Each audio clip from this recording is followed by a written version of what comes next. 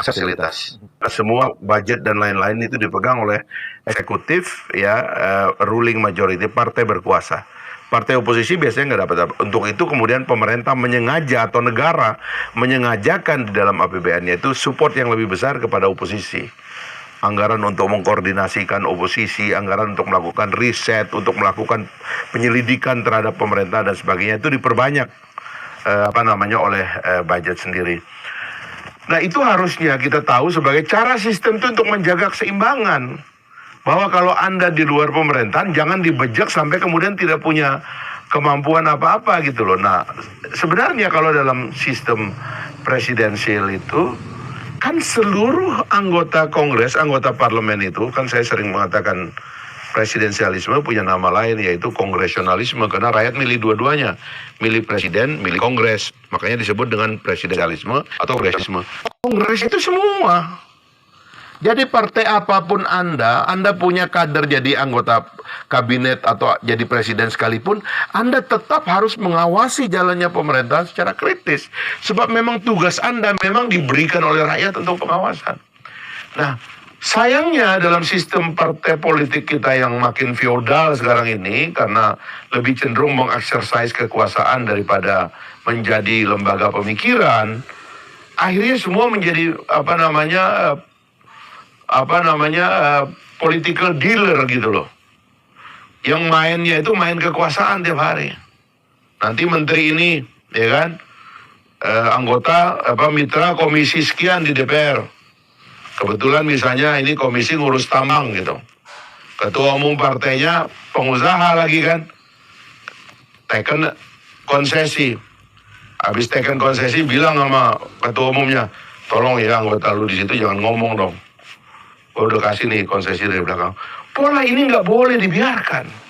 Makanya absennya anggota itu secara total sebenarnya curigai, karena mereka itu adalah korban dari deal semacam ini. Baik deal yang formal, nah pimpinan partainya masuk kabinet, ya kan, menjadi anggota kabinet, atau yang tidak real.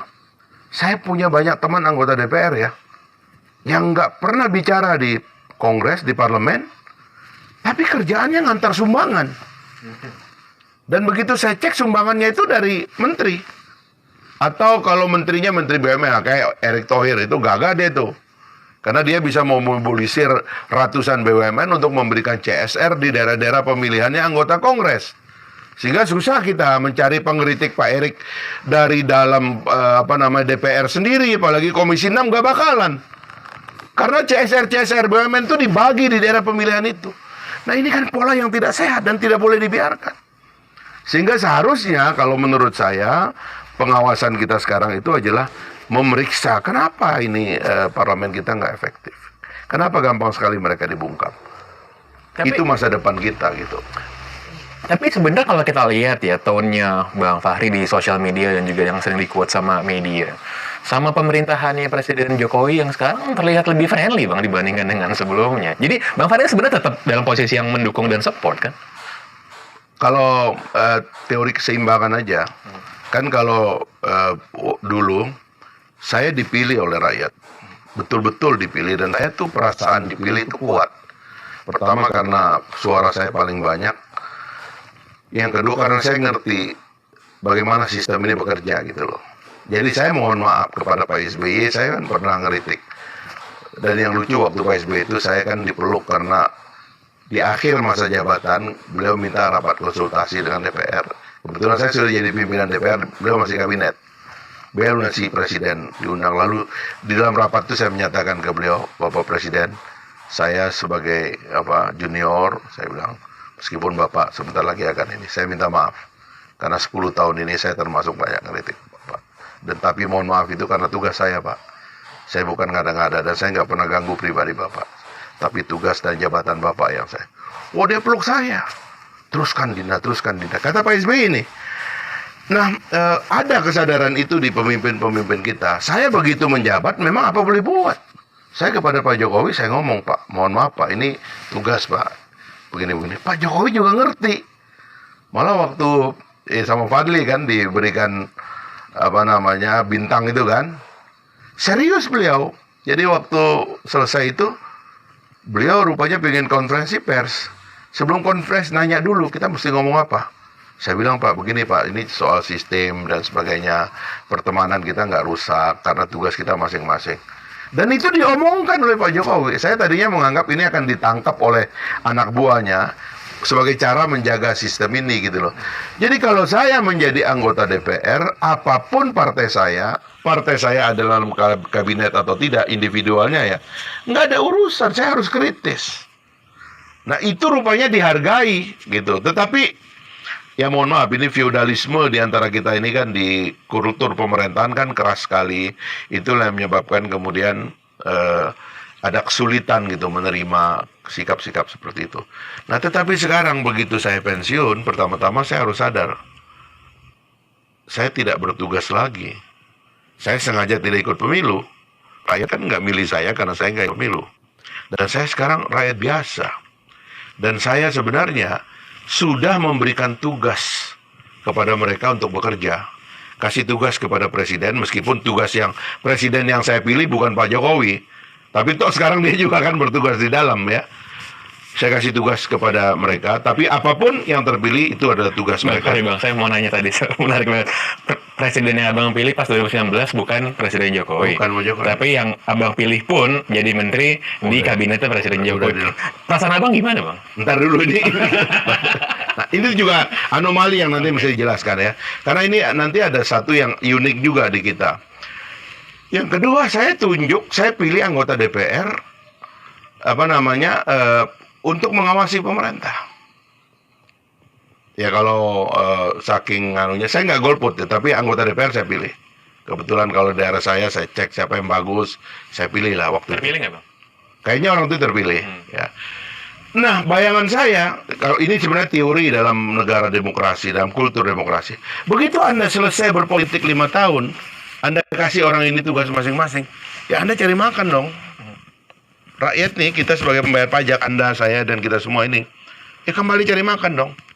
Saya kerja, udahlah tinggalin aja, negara udah ada yang ngurus. Kasarnya kalau dulu orang-orang bilang, udahlah itu udah ada Fahri di sana, di DPR, tenang kita. Sekarang rupanya begitu kita begitu, orang bilang, bos di sana tidur semua bos. Sudah nggak ada yang kerja, pada diem semua. Nah ini ada problem, ini yang menurut saya harus difixkan. Saya nggak mungkin lagi turun berantem kayak kemarin. Disuruh berantem kayak kemarin, babak belur, saya nggak punya gaji, nggak punya fasilitas, nggak punya imunitas. Pecah saya kalau berhadapan dengan pemerintah sekeras dulu. Maka saya cari cara lain. Kita kritik semua yang kita pilih ini, bilang, sistem lu nggak seimbang lo. Lu terlalu diem lo DPR. Lu ini DPR yang menyebut dirinya oposisi juga ini kan. Kemana-mana cuma bagi sembako aja orang. Saya pilih Anda kan bukan untuk bagi sembako. Saya pilih Anda kan untuk menghadapi pemerintahan, mendengar kritik rakyat. Kenapa banyak orang ditangkap? Kenapa banyak sekali penyimpangan yang disebutkan dalam laporan-laporan Anda nggak investigasi? Kenapa Anda nggak menggunakan hak bertanya? Kenapa Anda nggak pakai angket interpelasi? Kenapa Anda nggak menggunakan hak menyatakan pendapat? Kenapa Anda diam dan tidak pakai itu fasilitas yang diberikan rakyat? Kesini dong kita serang gitu loh. Karena kalau ini sebenarnya sudah ada mekanisme. Meskipun kita sebagai masyarakat sipil juga tidak diam. Tapi kalau disuruh berteriak seperti kita menjabat, saya kira itu keliru gitu loh. Nah itulah yang saya tadi dari semua anomali itu, terjadilah anomali pada pemilihan Pak Prabowo dan Pak Sandi gitu. Sebenarnya saya terus terang ya, di awal-awal waktu ketemu Pak Jokowi itu dulu ya, setelah beliau, sebelum pidato kan saya ketemu beliau tuh. Memang ya ada beberapa inilah hubungan lah. Saya nggak ngerti juga ya dengan Pak Jokowi itu, kita kalau ketemu tuh akrab gitu, dalam pengertian beliau juga terbuka. Tapi ya itu yang saya coba mitigasi, ada apa dalam sistem kita. Sebenarnya kita agak menyarankan Pak, 2 kali pemilihan kita ini ada pembelahan yang luar biasa Pak. Calonnya cuma 2 dan cuma Bapak dan Pak Prabowo. Ini pembelahannya itu agak membahayakan karena itu sampai ke akar rumput. Saya kan sendiri merasakan kan bagaimana saya pernah ke Minahasa, ke Manado, tiba-tiba saya didemo oleh rakyat. Saya nggak paham tuh apa yang terjadi. Dan setelah saya baca itu adalah efek pembelahan dari atas. Saya bilang bisa nggak ini kita hentikan Pak? Terima aja lah Pak Prabowo kalau mau masuk. Pak Sandi apabila sekaligus saya bilang begitu, karena Pak Sandi kan baru masuk setelah dari reshuffle kan. Rupanya dia tangkap. Saya nggak tahu lah ya, proses politik mereka tentu lebih complicated, lebih rumit. Tapi yang terjadi Pak Prabowo diajak dan Pak Prabowo mau. Saya membayangkan waktu itu akan ada pidato untuk mengatakan kepada rakyat, sudahlah, ya, pembelahan di bawah ini kita hentikan. Biarkan lembaga legislatif sebagai oposisi bekerja. Dan saya akan menghadapi mereka ini sebagai presiden, dan semua menteri saya sebagai anggota kabinet dan lembaga negara akan berhadapan. Inilah normalnya politik. Karena kita menciptakan eksekutif, legislatif, dan judikatif. Tapi itu sayangnya nggak dilakukan. Jadi rekonsiliasi yang kita usulkan dari awal tidak dilakukan. Tidak oleh timnya Pak Jokowi, tidak oleh timnya Pak Prabowo, dan Sandi gitu. Akhirnya ini masih belahan yang luar biasa. Memang ada faktor-faktor lain, algoritma sosial media dan sebagainya. Oke, tetapi kan harus ada ikhtiar. Karena kita nggak bisa jadi bangsa yang besar kalau politiknya lima tahun gitu. Dan maksudnya itu sepanjang 5 tahun. Kita hanya akan bisa besar apabila politiknya hanya sekali dalam 5 tahun. Sekarang politiknya 5 tahun, sepanjang tahun. Dan itu menurut saya melelahkan. Gitu. Polarisasi yang tadi Abang bilang itu terjadi kan ketika masing-masing kutub ini punya championnya masing-masing. Pak Jokowi di satu sisi, Pak Prabowo di sisi lainnya, dan Pak Prabowo akhirnya bergabung dengan Pak Jokowi. Tapi itu terus terjadi pembelahan ini karena sisi yang berseberangan kehilangan champion. Dan saya rasa sekarang sah nggak Bang kalau kita bilang ya menemukan champion baru, let's say dalam diri Pak Anies Baswedan misalnya, sehingga itu tetap terjaga gitu apinya. Ya, tapi itu yang saya bilang politik yang tidak sehat pada akhirnya kan, karena itu bukan politik akal, tapi itu politik emosi, didrive oleh kekecewaan. Saya pernah diadili di satu tempat gara-gara mengkritik Pak Anies di satu komunitas lah. Tahun berapa nih Bang? Saya kira setelah saya pensiun lah, setelah saya pensiun ya. Oke, saya hadir, kemudian, loh, kenapa Anda ini ikut-ikutan ngeritik Anies Baswedan segala macam? Dia ngomong ke saya. Saya bilang, tadi dulu. Saya ini nggak pernah jadi tim sukses Jokowi. Anies pernah. Saya nggak pernah jadi jurkamnya Jokowi. Anies pernah. Saya nggak pernah jadi menterinya Pak Jokowi. Anies pernah. Loh, kok saya yang jadi masalah? Saya bilang, Anda katanya basisnya bukan basisnya Pak Jokowi. Tapi kok saya yang jadi masalah? Diam semua. Nah, di situ saya menyadari bahwa ini hanya masa ya mencari pahlawan untuk mengorganisir kekecewaannya yang terus-menerus. Dan ini tidak rasional jadinya gitu. Itulah yang menurut saya kalau kita membiarkan politik itu ditentukan oleh masa yang tidak rasional itu tadi, maka pasti kekecewaannya akan setiap saat itu tidak selesai. Karena kita tahu bahwa demokrasi itu kan punya anomali yang luar biasa. Di satu sisi kita bicara tentang ide-ide besar, demokrasi, equality before the law, tyranny mayoritas, ya kan, keterbukaan, transparansi dan sebagainya, ide-ide besar itu. Tapi di sisi lain, ini ada peristiwa yang sangat kasar, yaitu mencoblos, gitu loh. Yang kadang-kadang antara ide ini yang begitu hebat ini dengan ini nggak ada hubungannya. Apalagi apabila di tengahnya dipenuhi oleh rangkaian irasionalitas, emosi, ya kan, yang diaduk-aduk terus-menerus gitu. Sehingga kita tidak pernah meneruskan satu dialog. Karena yang terpilih ini sebenarnya atau yang terjadi adalah bukan politik akal gitu, tapi politik emosi, politik mood, ya kan, politik yang penuh dengan kesementaraan gitu. Saya pikir mungkin nanti setelah ada yang nonton interview ini akan ada yang mungkin murka lagi sama Bang Fahri karena mengatakan bahwa dukungan terhadap Pak Anies tidak rasional. Ya apa boleh buat, karena saya tidak bilang begitu, tapi saya ngomong begitu ke orang itu. Okay. Urusannya apa, saya bilang, coba. Saya nggak pernah jadi timnya Pak Jokowi. Anies pernah. Lu kok saya yang salah, saya bilang gitu. Orang pada diam semua kan. Ya udah begitu aja. Karena saya cuma mau menjelaskan bahwa mood mereka ini kesementaraan ya, Dan kelompok-kelompok yang sebenarnya tidak didrive oleh akal itu tadi berkembang karena disfungsi pada lembaga yang rasional gitu, yaitu lembaga-lembaga cabang kekuasaan yang kita bentuk. Nah, ini yang seharusnya saya tolak. Saya ingin kita hanyalah menjadi peserta bagi perdebatan ini gitu. Bukan kita ini sibuk sendiri, berantem sendiri di sini. Pada saat ini nggak kerja nih. Rakyat berantem, parlemennya tidur. Makanya kan saya sebenarnya dulu mendesain ya gedung parlemen yang ideal. Saya bikin yang namanya alun-alun demokrasi. Itu sebagai indikator. Jadi kalau sekarang nih kita lihat ya, kita tengok sosial media, kita tengok lapangan, orang lagi berkelahi. Saya sebagai anggota parlemen akan mengatakan, gedung ini nggak kerja karena itu orang berkelahi di lapangan. Tapi kalau rakyatnya senap, orang kerja, itu kayak di Taiwan itu ya. Sibuk orang pergi ke pabrik, kerja, menciptakan ekonomi, pendapatan per kapita lebih dari 36.000 US dollar per kapita, luar biasa. Parlemen, lempar kursi. Ini sistemnya kan nggak, rakyatnya itu sibuk cari makan, untuk bayar pajak, ini juga baik, kan nggak. Ini kita lagi masuk Balik gitu ya. balik tuh. Nah dulu saya kena alun-alun itu supaya kita ngaca. Kita lihat ya Hyde Park di Inggris itu kan. Lihat, kalau nggak ada orang demo, berarti ini kerja. Kalau banyak orang demo, ini nggak kerja. Begitu cara mau melihatnya gitu. Tadi Abang bilang kan bahwa setelah ada di luar dari sistem, di luar dari parlemen, Abang harus menarik diri sedikit ke belakang karena banyak hal yang tidak dimiliki lagi. Tapi sahabatnya Abang itu, Bang Fadlizon, itu kan masih ada di dalam. Dan bagian dari partai politik yang juga menjadi bagian koalisi pemerintah. Dan kalau kita lihat gitu, saya sih sering merasa gitu, Bang Fadli ini kayak ada cognitive dissonance gitu ya. Jadi ada di dalam, tapi di sisi lain pengen kayak yang Bang Fadli bilang. Tapi apakah, kalau Bang Fadli gimana melihat tuh, Bang Fadli ini sahabatnya kan, kalau berjalan bareng dulu? Fadli itu seorang intelektual yang independen ya. Dan dia berani kan.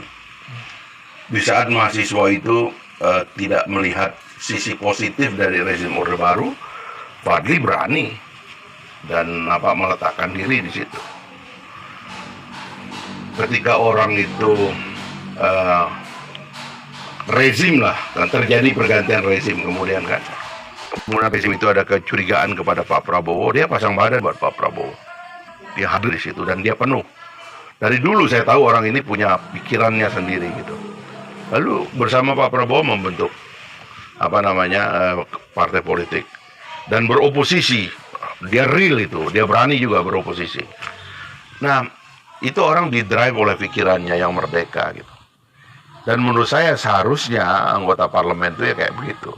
Karena di negara-negara yang demokrasinya matang kan, anggota parlemen itu datang dari kelompok-kelompok independen, lawyer, ya kan, orang yang secara ekonomi merasa cukup, lalu dia mau berjuang untuk membawa aspirasi rakyat, lobis-lobis yang punya basis pada konstituensi yang jelas ya, dan seterusnya gitu.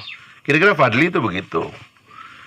Nah sebenarnya saya dulu juga waktu 2 periode zaman Pak SBY itu juga begitu cara berpikir saya.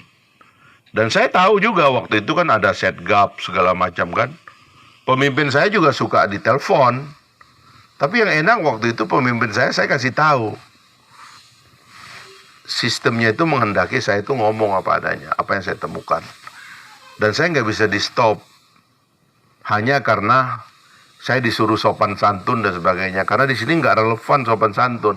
Di sini kebenaran kita bicara. Ini ada data kayak begini.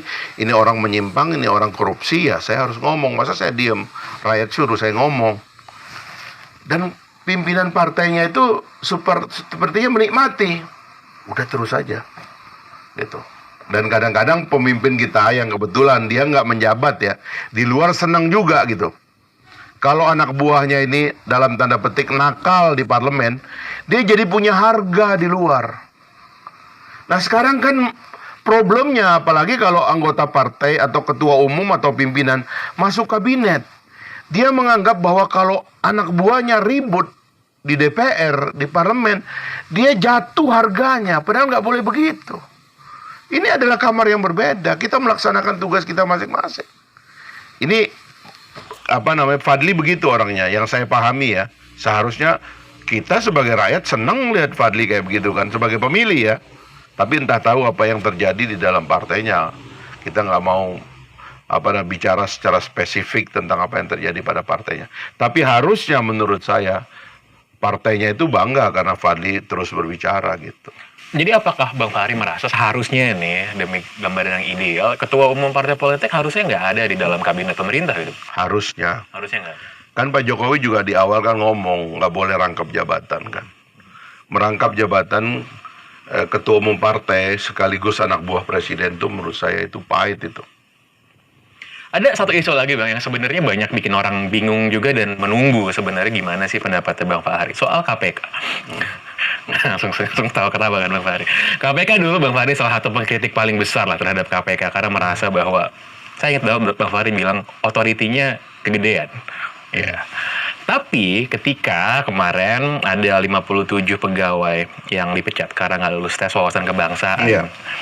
Tanggapan Bang Fahri sebenarnya gimana? Dan apakah opini Bang Fahri terhadap KPK itu sudah berubah sekarang dibandingkan dengan dulu? Iya, kalau saya sih menganggap apa yang terjadi dengan KPK itu adalah efek daripada systemic adjustment terhadap eksistensi KPK itu sendiri. Yang dalam pembuatannya di awal itu ada banyak ketidaksempurnaan, diantaranya adalah identifikasi sebagai jenis kelamin lah kalau kata orang tuh terhadap institusinya gitu. Nah itulah sebabnya kemudian adjustment dilakukan setelah perubahan undang-undang, lalu kemudian ditertibkanlah agar semua orang yang bekerja di KPK itu haruslah merupakan unsur-unsur dari pejabat dalam negara, ya ASN dan sebagainya. Dan itu yang terjadi dan dilakukan. Saya tidak melihat itu akan menyebabkan KPK tambah lemah ya. Tapi bahwa KPK tambah hati-hati, ya kan, due process of law, kemudian pengawasannya diperketat supaya dia nggak boleh melanggar hukum. Anda mungkin tidak enak mendengar sekarang karena dulu saya sudah katakan bahwa dulu tuh KPK banyak sekali melanggar hukumnya, tapi kan nggak berani orang menyebut KPK melanggar hukum. Tapi waktu saya dengan teman-teman menginisiatifkan angket dulu akhirnya terbongkar pelanggaran hukumnya terlalu banyak. Pengarahan saksi, ya kan, bahkan saksinya disogok dan sebagainya itu kan terjadi dan terbuka tanpa ada pengadilan, tanpa ada macam-macam. Tapi oke lah, itu fasenya sudah kita selesaikan. Dan sekarang saya kira KPK semakin koordinatif. Fungsi-fungsi yang diamanahkan oleh undang-undang, supervisi, koordinasi, monitoring, itu juga makin oke, ya. Dan juga tidak berkurang kinerjanya, terutama dalam bidang pencegahan, saya kira itu meningkat. Nah, tetapi bahwa nggak ada lagi ayam aduan kita kayak dulu, yaitu mohon maaf, memang bukan itu yang benar gitu. Ayam aduan kita benernya itu DPR, bukan KPK ayam aduan kita. Karena KPK itu harusnya non partisan, dia harusnya balance gitu, terbuka, transparan dan sebagainya. Nah, kalau kita mau dan kita kan nggak milih KPK, yang kita pilih itu kan DPR. Jadi kalau kita ada ayam di kampung tuh ya, kalau ayam kita itu udah kurang kuat, kita pantatnya gitu kita panas-panasin itu di DPR. Kita harus panas-panasin DPR supaya dia berhadapan dengan pemerintah, ngawasin pemerintah, ngeritik pemerintah, mengungkap kebobrokan pemerintah.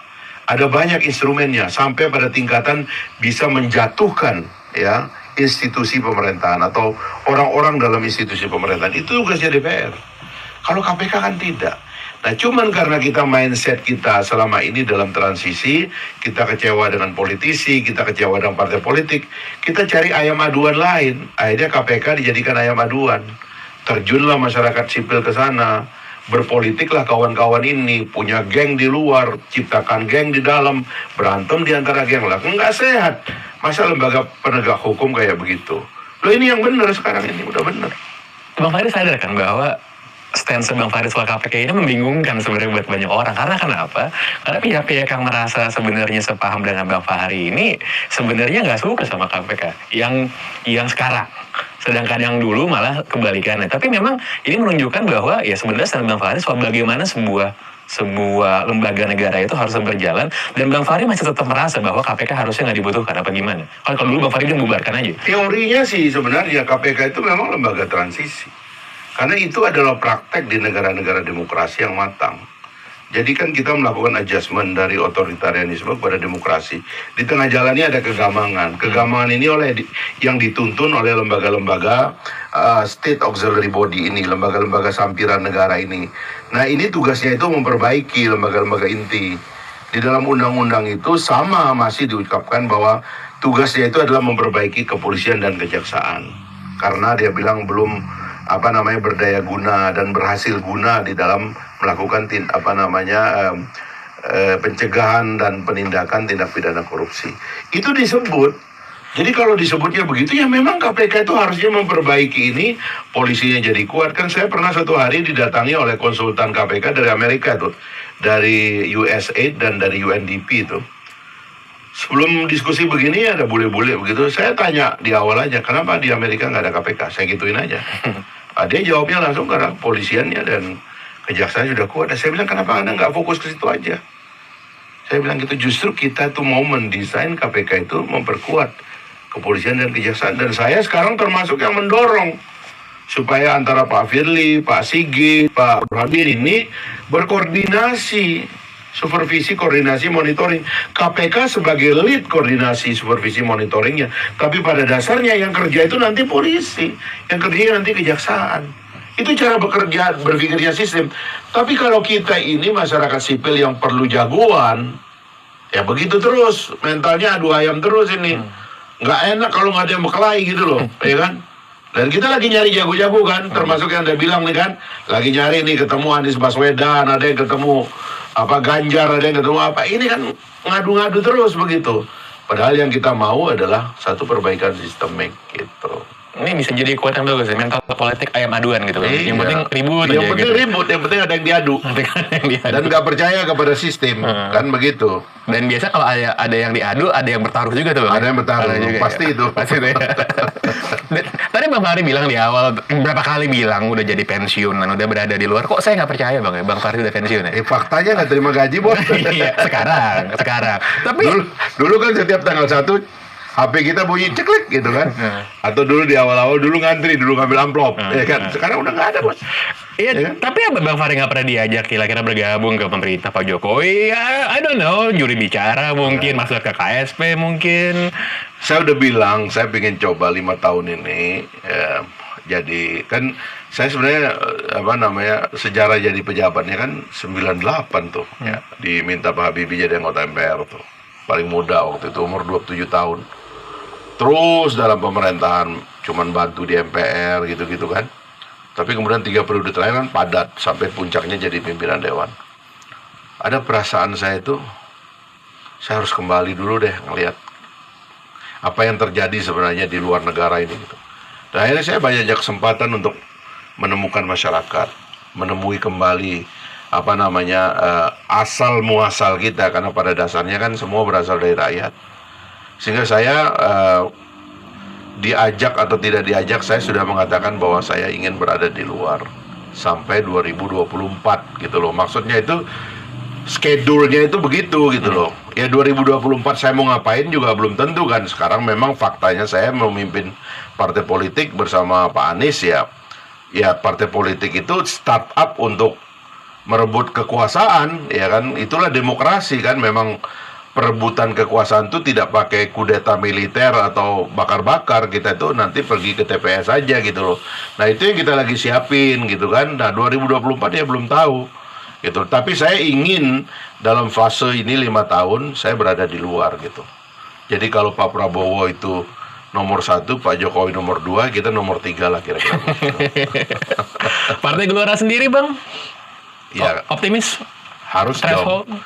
Harus dong. Kan kita keluar untuk itu, untuk menegaskan bahwa kita harus mengoreksi apa yang ada, ya dengan cara menggalang pikiran yang sudah menjadi pikiran kita selama ini. Apakah sudah ada gambaran kira-kira, kan makin lama makin terlihat nih kira-kira calon presidennya siapa-siapa aja, walaupun ya tentu saja masih jauh perjalanan, tapi abang sendiri atau juga partai udah menentukan kira-kira kita akan kesini gitu? Justru itu yang saya juga dengan teman-teman lagi bikin kritik gitu. Karena ada 3 hal ya yang kita kritik. Itu pertama, para elit kita ini sedang mengalami semacam kegalauan secara masif sebenarnya. Narasi-narasi kebangsaan kita itu melemah. Pengertiannya tentang negara bangsa kita itu juga melemah gitu. Sehingga kita masih bertengkar soal-soal yang sudah selesai gitu. Kita terus ungkap sebagai bahan pertengkaran. Dan kayaknya tidak ada elit itu belum bisa menertibkan pikirannya sendiri untuk kemudian tampil di ruang publik nampak sebagai orang yang sebenarnya mengirim pesan bahwa urusan itu udah selesai kita. Terus menerus saja membongkar hal-hal yang belum selesai sehingga kemudian juga di publik tertangkap sebagai kegalauan dan publik juga mungkin ikut galau. Nah yang kedua itu adalah melemahnya kapasitas negara secara umum ya, birokrasi dalam hal ini gitu. Nah ini juga kan yang menyebabkan ya saya kalau pakai alat ukur sederhana aja gitu. Kita merdeka barengan sama Malaysia, sama Singapura, sama China, termasuk Taiwan di dalamnya. Bisa dibilang Thailand juga, Vietnam juga, dan negara-negara di Asia Tenggara atau Angkatan Asia Afrika dulu itu. Tapi pendapatan per kapita kita tuh relatif masih dibilang paling bawah. Malaysia udah belasan ribu. China mungkin udah 17 ribu, Taiwan sudah 35 ribu. Vietnam sekarang sudah 67 ribu, mungkin sudah 6 ribu. Saya nggak tahu, tapi gara-gara COVID ini kita turun ke 3.800 US dollar per kapita. Artinya kalau dari sisi indikator itu saja, ini kita ada pelambatan. Kapasitas negara itu nggak tumbuh. Isunya masih sama, korupsi, terorisme, narkoba, itu terus. Terutama korupsi yang nggak selesai-selesai gitu. Obat demi obat juga nggak kelihatan gitu. Karena itu kan saya selalu mengatakan yang bertugas memberantas korupsi itu sebenarnya bukan KPK tapi presiden, karena presiden yang dipilih untuk itu. KPK ini hanyalah alat yang bisa membantu, tetapi sebenarnya obat sebenarnya adalah presiden. Sementara itu kita tidak mendengar diskusi ini di kalangan calon presiden. Makanya ada problem juga di dalam problem ketiga, yaitu leadership kita itu kayaknya pola pembentukannya itu belum matang gitu loh. Kita nggak ngerti bagaimana sih sebenarnya presiden itu nanti terpilih. Kalau amanah konstitusi yang saya baca ya, presiden itu tidak boleh sekali putaran. Kecuali presiden itu mendapatkan suara mayoritas di popular vote dan suara mayoritas di electoral vote berbasis provinsi kalau di kita. Tapi tiba-tiba ada keinginan supaya calon tuh nanti dua aja di ujung. Out of the blue, kita nggak tahu orang Papua kenapa nggak punya calon, orang Aceh kenapa nggak punya calon, orang Kalimantan nggak punya calon, orang Bali nggak punya calon, orang Sumbawa, orang Lombok nggak punya calon, ya kan? Orang Ambon nggak punya calon. Out of the blue tiba-tiba ada 2 orang yang terpaksa kita terima. Wah, surveinya paling tinggi si ini dan si ini. Come on, Republik ini terlalu besar untuk kita sederhanakan orangnya itu kepada orang itu aja. Dan orang-orang itu nggak pernah di-challenge. Bagaimana dia menyelesaikan korupsi, narkoba, terorisme, dan sebagainya, nggak pernah. Dan yang saya juga ada kritik kepada calon-calon yang bersumber dari kepala daerah. Umumnya mereka itu tidak mengerti tentang pendapatan. Karena pada dasarnya seluruh daerah di Indonesia dibangun melalui dana transfer dari pusat. Bukan merupakan jeripayah daerah itu sendiri. Itulah sebabnya visi kepemimpinannya itu cuma pakai uang. Nggak pernah memikirkan bagaimana uang didapatkan. Tapi kita dipaksa dan dijebak harus milih. Nanti ujung-ujungnya tinggal 2 orang. Dan sepertinya ada ada desain begitu yang nggak mau kalau banyak calonnya itu. Kenapa tuh, Bang? Ya mau menyederhanakan aja supaya kalau nggak si A atau si B ya dia dua-duanya, kan kira-kira begitu. Toh pada akhirnya juga mereka gabung di dalam satu perahu gitu loh. Nah yang begini-begini ini terus terang, kami Partai Gelora itu pengen koreksi itu dulu. Pemilu misalnya, ya kan? Anggota DPR yang ada sekarang ini kan, dan juga presiden dan wakil presiden itu harus sedih loh bahwa di kursi mereka itu banyak darah loh. Ribuan orang mati dulu peristiwa pemilu kita yang lalu.